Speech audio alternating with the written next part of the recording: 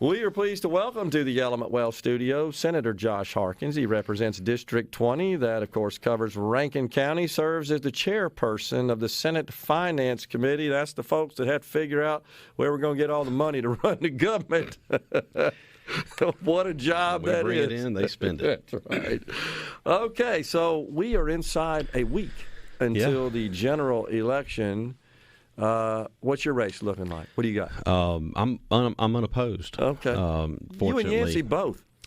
Yeah, fortunately, I heard Representative Yancey's answer. I hope I'm doing a good job, or else nobody wanted the job. And I often joke my wife was looking for somebody to endorse, and nobody stepped up. So, no, it's I'm honored. I feel like, it's a reflection of what we're doing in our districts. I think, your district, your people know what's going on, and if they approve of the job you're doing, they'll send you back, and if they don't, they'll bring you home. Yeah. I feel honored to serve a great district, and I've got a lot of great people, great businesses in my district, and I enjoy looking out for them and trying to promote the things that we're working on, and we have been working on ever since I got in the legislature, improving our economy, being a great place to work, live, and raise a family. Yeah, absolutely. So the high-profile race, of course, is the one at the top of the ticket. Yeah. The governor's race between incumbent Republican Governor Tate Reeves and Democratic challenger Brandon Presley. By the way, I'm on the Presley news list here, the email communications list, and literally just got new communication. Brandon Presley to visit small business in Jackson today at 5 p.m. Location available upon request. Wonder what that means. That's a little odd, isn't it? Looking for a date. I don't know. I mean, I think they're just apparently trying to go out and find some businesses to visit with, and the whole race, the governor's race, I think it boils down to people and consultants and, the advertising and the media, the news, everything together. I think people, given what's gone on over the last 3 or 4 years, people have grown suspect of where they get their news from, where they get their information from. And I typically like to go back to the old smell test. I mean, look around. Yeah. Look at our state. Look at our economy. Look at, I think if you take a deep dive and look around our education performance, our unemployment rate, our the fiscal condition of our state, what we've invested in, what we've done, cut taxes, we've touched a lot of areas across our state that I think our constituents are looking at and are concerned about, and I think we've done a good job. Yeah.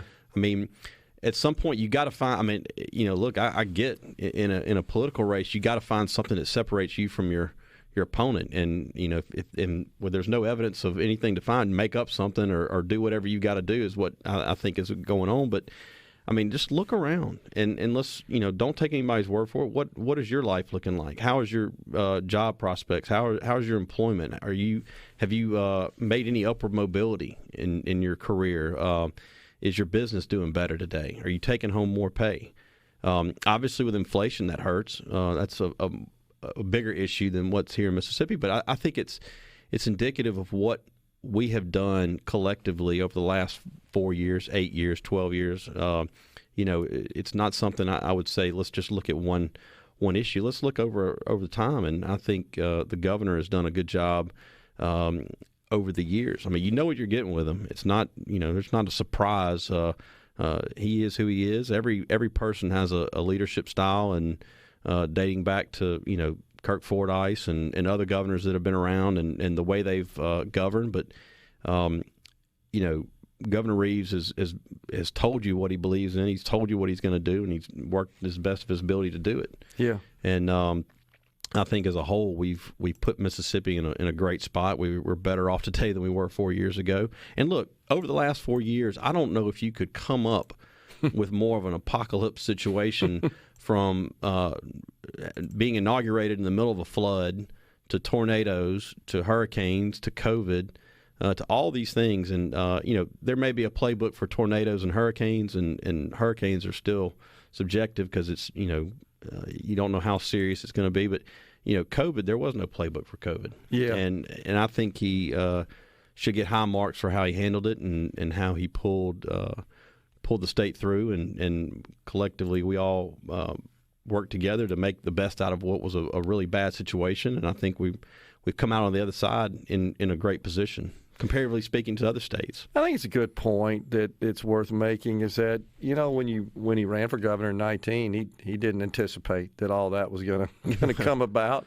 During literally in January is when, December and January is when the flood started. And, it was, we had the representative from Washington down here looking at the levees, and literally they drove down and had to turn around because of floodwaters in Northeast Jackson. So it happened right at the time of his inauguration, and it didn't seem to let up. Yeah, but he handled it, I think, with ease. Honestly, they're difficult situations, but it was timely. It was proficient, in his responses were, and I think appropriate responses. Given all the information that was being provided to him, so I think he was transparent and provided it to the public with weekly and daily media addresses and public conferences. So, look, I think he did a good job with a really bad situation that there wasn't really a playbook out there. Yeah, I totally agree. So,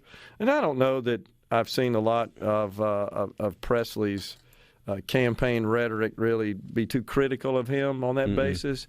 He's I guess talked more about Medicaid expansion and his intent, should he be elected governor, to replace the Division of Medicaid Executive Director Drew Snyder with someone who is a physician. Now, I don't know why that's personally. I don't understand why that's even relevant or important or necessary as a qualification to run that agency, which is more about executing in accordance with law and lots of complex law, as you well know. The Medicaid program itself, it requires someone with some business, honestly, and some legal and organizational skills. You're not involved in clinical matters. No, what is it? Billions and billions of dollars. $7 billion, I think, now, combined fed and state. So it's a major operation, and I think Drew Snyder's done a good job with how he's handled Medicaid, and we'll keep on working. And then the other thing he's proposed, has Brandon Presley, is to appoint someone from law enforcement to serve as the commissioner of the Department of Public Safety. He's been critical of Tate in appointing Commissioner Sean.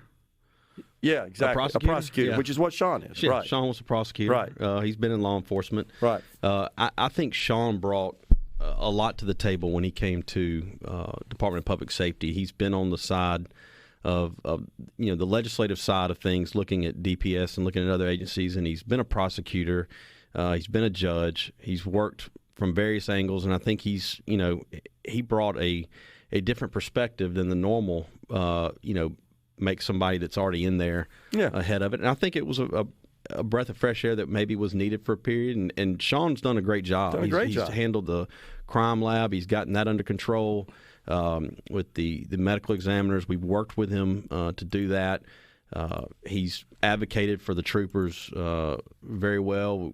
Capitol Police has turned around. I get people in the metro area that dealing with the Capitol Police have given him high marks for that, and Chief Lucky. So I think Sean has done a great job at Department of Public Safety. No doubt about it. And I've heard the same, and I've heard the same from state troopers and those that work in the Department of Public Safety.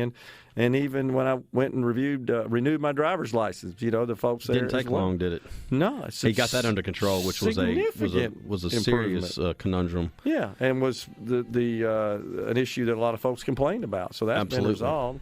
And so it's no disrespect to a physician on the Medicaid side or someone in law enforcement, of course, but I think it's a bit disingenuous to state that you must have that on your resume to be an effective leader in those roles. Well, I'm glad the current one is a law enforcement, has a law enforcement background. I mean, it doesn't carry a badge is what Mr. Presley said, of course. We got Senator Josh Harkins. We got more to talk about if you can hang around. Sure. He's in the Element Well studio. We're coming right. Yeah. We got Senator Josh Harkins in the Element Well studio. We're just talking about the elections coming up next week. So you made a point that I think is worth making, that no matter who a candidate is, even if one declares themselves historically has voted for a certain party, they align themselves with a certain party, you run into situations with candidates that, for whatever reason, just don't necessarily excite you. And you maybe have thoughts about, I think I'm going to vote against that person. But in doing so, you may get some sense of satisfaction for about 30 minutes after you do that. Then reality sets in, and this alternative is in office. Yeah. And you see their policies, and you see their style of governing, and you see their worldviews, and then that starts to have a real impact on your life. Yeah. I think, what I think people need to understand and realize is that, what option do you have? Do you have a option, forget the personalities, and I don't like making it about personal issues or personalities. I mean, at the end of the day, the personality is not what's going to govern. It's his values and his beliefs. Right. And I think if you like low taxes, if you like, a limited government, if you like somebody that is kind of done and accomplished the things that we've accomplished over the last 4 years, that's what you're going to vote for. Yeah. The alternative is exactly what the alternative is. It's not what those principles and beliefs that you have, that if you're a Republican, a conservative Republican, that's what you believe in, that's what you need to vote for. Yeah. And so I think I try to tell people that, look at what they stand for, look at what they believe in, look at what they're going to do on day 2, on day 102, exactly. and on down the road. I mean, that's ultimately what we're voting for, is someone to lead the state and help make us a better place. And look, going down to the Capitol, whether you're from DeSoto or from Hancock County, wherever you are across the state, these legislators that come into Jackson, they know what they signed up for. They come up here for 3 to 4 months a year, and I believe in my heart that we have a legislature full of good people that want the best for our state. Yeah. Obviously, some people have a different opinion on how we get there, but I think a majority of us, and obviously the numbers indicate this, a majority of us believe that the way to do it is by conservative principles, and we pass those policies and look at the result. Yeah. I think that's the known that you have to choose from right here. I agree. And there's been a lot coming from the Presley campaign about the governor's donors and how they have benefited from their donations by receiving contracts for public sector services and so forth. But they don't really have any proof of that. It's just kind of a connecting the dots sort of deal. My feeling is if they're winning those contracts through the traditional competitive bid process, I mean, there's nothing that precludes you from donating. A lot of people donate to political campaigns. So a lot of people donate to even political candidates that they may necessarily not align with, just because they're likely to get elected. Yeah. And they want to be part of that team. But I think Brandon's been a bit disingenuous about that and misleading in that. But more importantly, he's accepted millions of dollars from out-of-state interests and parties. They're going to be expecting something in return, and what they want is to turn this state into a deep blue liberal wasteland, is what I think. Well, I think they have their bent on how they view the world, and the governor has his view, and I guess what lines up with your thoughts and your beliefs and your values, and vote that way. Yeah, I totally agree. Since you're the guy responsible for getting money into the state, being chairman of the finance committee, at least half of it, right? Because you got your counterpart in the House. Lamar down there. That's right. Does a good job. How are we doing? For the year so far through the end of September, I think we were up $85.9 million over the estimate. Okay. This current month, the end of the month just ended yesterday, and I think we're about $23 million under, but that's before you finish out with the DFA closeouts and interest that we're getting on all the cash that's sitting there.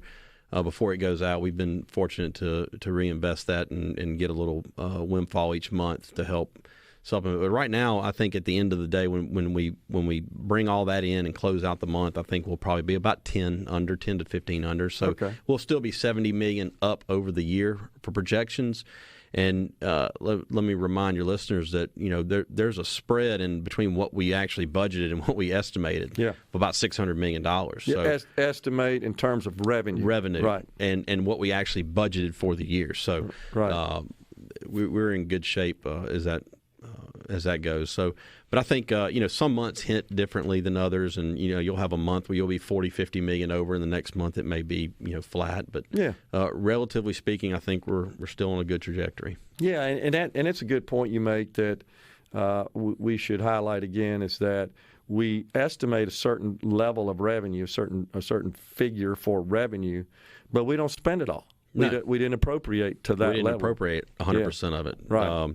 We kind of conservative in our estimate of what we needed and left it there. But that's also why you're seeing the holdover of a large capital expense fund next year. We haven't bonded the last 2 years. We haven't authorized any new bonds, taken on any new debt in that regard. Paid off about 12% of our debt. So we're being, I think, good fiscal stewards of the tax dollars in that regard. But we got to continue to look. I mean, there are external factors that are out of our control that we're having to watch, and we're having to see how it's going to play on the economy, with the interest rates, and how does the market, the cool down on the market. You look at housing and some of these other indicators that, I think it's just proceed with caution right now. Yeah, totally agree. And, of course, we got this this looming PERS issue that you and I have talked about quite a bit. I've talked to everybody in the legislature about it. I mean, you guys are aware, and Director Higgins has been speaking and visiting with your counterparts quite a bit to try to figure out a solution. I meet with him every year before the session, and sometimes 2 or 3 times outside. Visit with him on the phone frequently. So we're in constant contact, and we've discussed. And I've made it known to him my concern about the long-term implications and the long-term kind of effects of what's going on with PERS. And look, there's different segments within PERS. I mean, you have the retirees, you have the people that are about to retire, and you have the new hires that need PERS here in 30 years when they retire for the next 30, 40 years. That's right. So there's a lot of different perspectives that people are looking at PERS, and they're supposed to be bringing forward some recommendations to us this year, and I look forward to visiting with him to see kind of what their ideas are. And I know we talked about a new tier possibly. The cost of running PERS over time gets cheaper with these new tiers. They're less expensive to run and to maintain. So. It's as I've been told, it's a matter of weathering a storm right now, but it's a long storm. We're talking decades. Honestly. Yeah. So, but I think everybody is aware that it's something that's got to be done. The governor certainly is. The lieutenant governor is as well.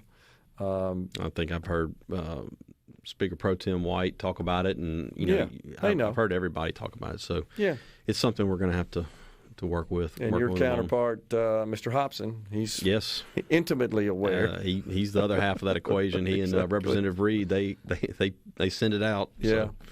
So, but virtually every system in the country is in the same boat. To different degrees, of course, but they're all facing challenges with respect to this defined benefit structure. Is just a difficult one. It's difficult, and I think that's why you see a lot of them kind of trying to move away from that model to some extent. And so we'll see what we come up with. But the big thing right now is we got to get out and vote next Tuesday. Vote next Tuesday.